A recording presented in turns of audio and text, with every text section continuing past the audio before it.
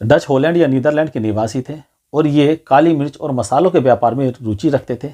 इसलिए इनकी प्रारंभिक यात्राएं पूर्वी जगत के लिए शुरू हुई।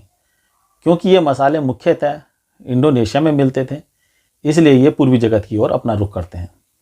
1595 में कॉर्नेलियस हाउटमैन के नेतृत्व में पहला अभियान पूर्वी जगत के लिए भेजा जाता है। उसके बाद कई बार पूर्वी जगत की यात्राएं 1601 तक की गई और 1602 में डच ईस्ट इंडिया कंपनी की स्थापना हुई। इस कंपनी का मूल नाम विरिनिग्दे ऊट्स इंडसे कंपनी था।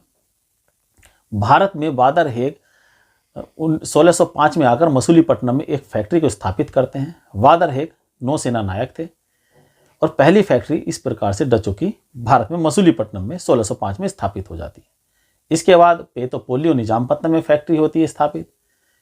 इसके बाद हम देखते हैं कि पुलिकट में 1610 में एक फैक्ट्री स्थापित करते हैं। ये चंद्रगिरी के राजा से अनुमति ली थी और यहाँ पर इन्होंने मुख्यालय बनाया और यहाँ से इन्होंने स्वर्ण सिक्के जारी किए जिन्हें पैगोडा के नाम से जाना गया। 1616 में सूरत में फैक्ट्री स्थापित की और बंगाल में पहली फैक्ट्री पीपली में स्थापित की 1627 में। और इसके बाद बंगाल में दूसरी फैक्ट्री 1653 में चिंसुरा में स्थापित की और यहाँ पर एक किले का निर्माण कराया जिसे गुस्ताबुस फोर्ट के नाम से जाना गया। अब हम देखते हैं कि 1641 में विमलीपट्टनम में भी एक फैक्ट्री खोलते हैं ये। 1658 में ये पटना में, बालासोर में और कासिम बाजार में नेगापट्टनम में फैक्ट्री खोलते हैं। नेगापट्टनम को 1690 में ये पूर्व की कोठियों का मुख्यालय बना देते हैं। पूर्वी तट की जो कोठियां हैं उनका मुख्यालय 1690 में नेगापट्टनम को बना दिया जाता है।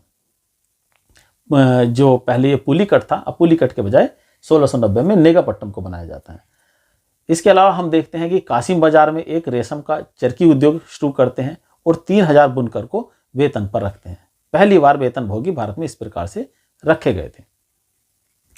इसके बाद हम देखते हैं कि ये 1660 में गोलकुंडा में फैक्ट्री खोलते हैं।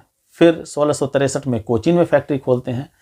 वेनगुरला और कन्नौर में भी अपनी फैक्ट्री स्थापित करने में सफल हो जाते हैं। इस प्रकार से इनका वाणिज्य विस्तार भारत में हो जाता है। अब आगे हम देखते हैं कि भारत में ये मसालों के लिए ना आकर ये कपड़ों के व्यापार के लिए आए थे। कि मसाले तो ये मुख्यतः इंडोनेशिया से ही लेते थे, वहीं से निर्यात करते थे।